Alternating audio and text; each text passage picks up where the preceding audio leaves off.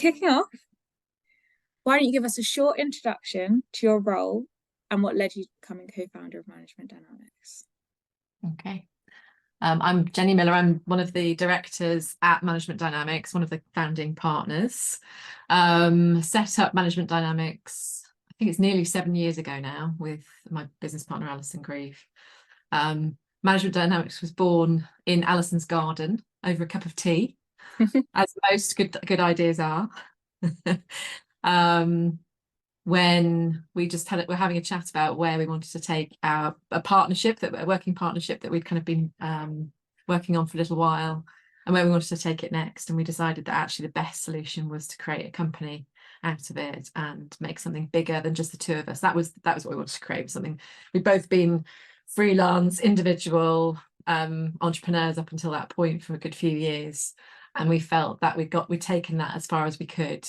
And we wanted more in terms of having a business partner was important to both of us, having somebody that we could bounce ideas off, take risks with, be a bit more courageous with, and we wanted something that would enable us to take on the bigger, more exciting projects with some of our clients, and we wanted the challenge of trying to grow a business that was bigger than just us.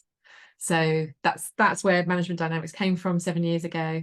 And my role now is co-leading the business with Alison. We're still very much, it's almost a bit like a job share, actually, is how I kind of look at it, is that we lead the business together, we make decisions together, our job is to work on the strategy of the business. And of course, we both individually have our own consulting practices that we do inside the business as well. So we are both senior consultants for the business as well. Amazing.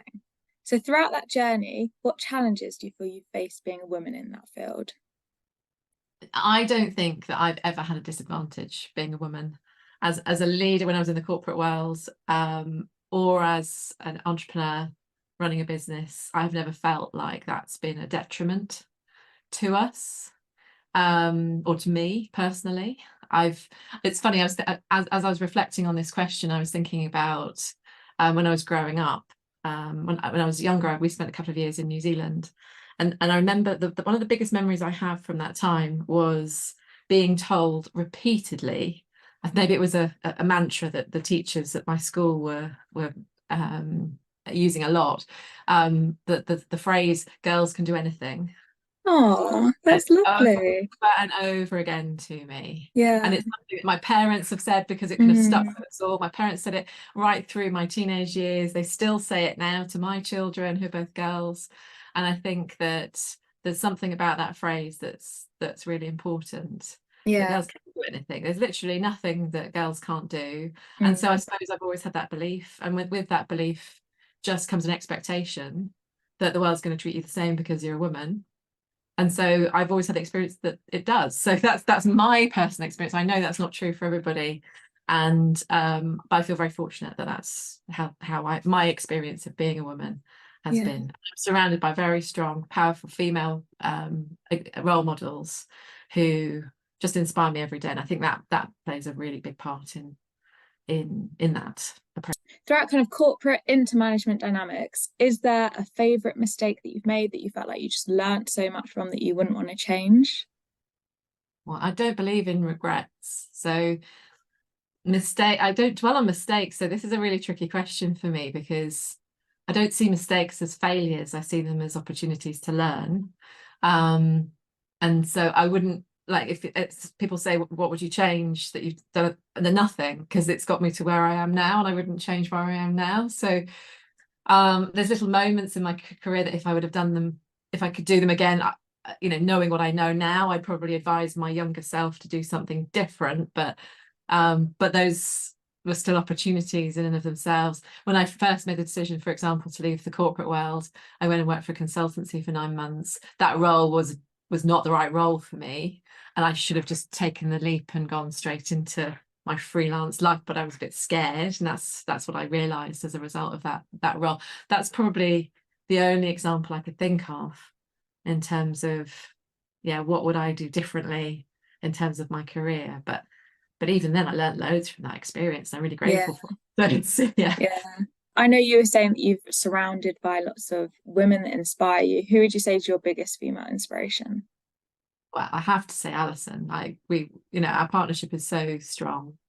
Um, and I really admire her as well, and her courage, I think, is, and just her a little bit of craziness in a really lovely way that just makes me braver, that makes me take risks. And I'm really lucky to have had so many amazing female bosses in my time in the corporate world. So many female uh, colleagues that I've worked with as well, who I feel, I respect them all in really different ways. They bring so much, and I learn so much from them every day. And the opportunity to work directly on a project with another consultant in our world tends to be fairly rare, but there have been really lovely moments when I've worked with a couple of consultants in our team on projects and have been able to run workshops together, and every time I really relish it because I learn so much from them. So it's really powerful, I think, to be able to do that. Yeah, yeah. Is there a book, like more of like a business career book that you've read that you felt like has had a really big impact on the way you think and has kind of helped shape your career? So many. So many books.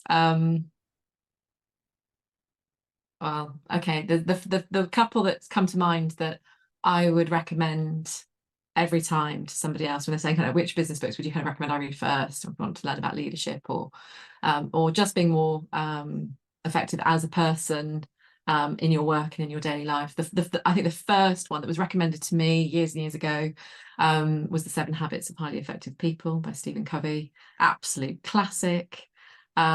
Still would pull that book out regularly, read it again, recommend it to others regularly. I think it's just one of those amazing works that is great for life as well as work.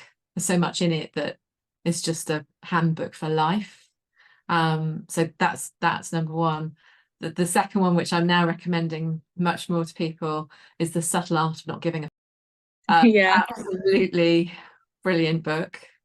Lovely piece around mindset and self-management, which I think is a real struggle for a lot of people, myself included, a lot of the time, on a day-to-day basis. And being really, again, it's this idea of being really effective and not taking on too much in terms of what Stephen Covey would talk about, your circle of concern. They're linked, these two books. That's a really, really nice one as well. Amazing. What's kind of looking to the future? What are you hoping to achieve next?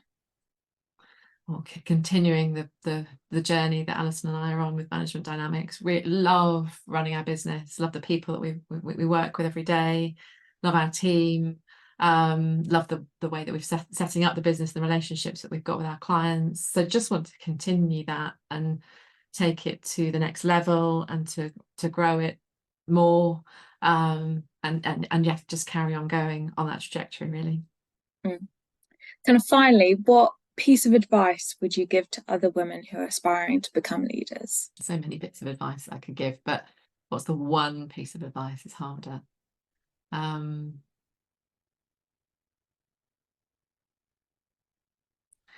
Well, okay, from personal experience, I think the one that I noticed the most is this desire to be everything to everyone. So I noticed it the most as a mother. So much easier when I didn't have children, right?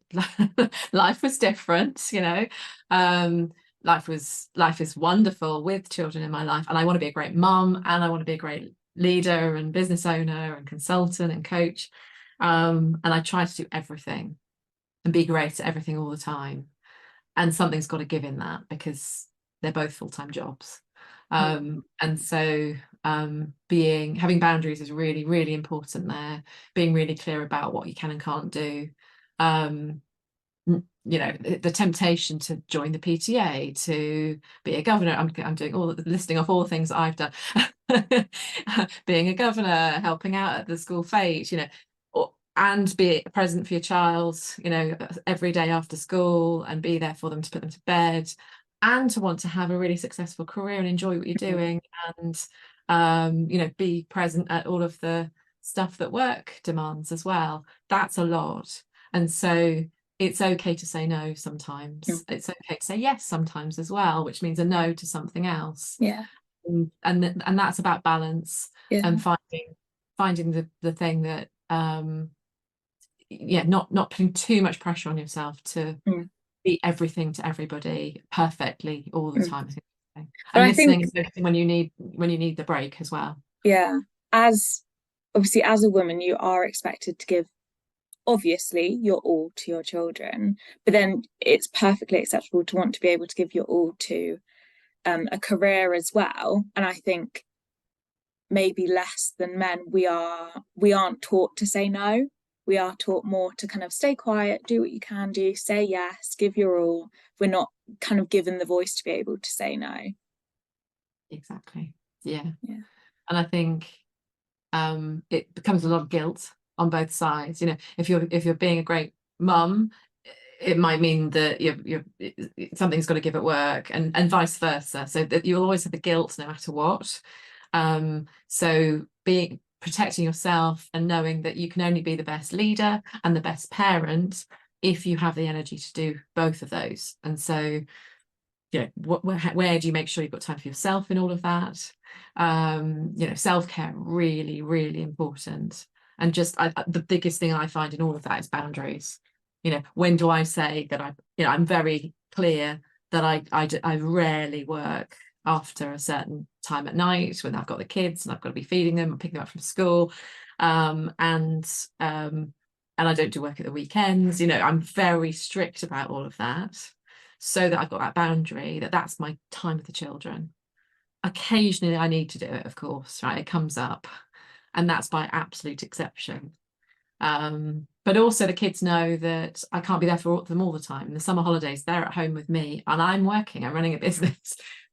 And so whilst I will carve out extra time for them, more so than I would be able to do in the school term time, there's boundaries around that too. So they have to realise that I'm both. I'm a mum and I work. And I hope that's a really good role model for them as well. I want Yeah. them to see a working mum. I think that's really Yeah. important that Yeah, they see. definitely. Yeah, That's amazing. Thank you so much. you're welcome.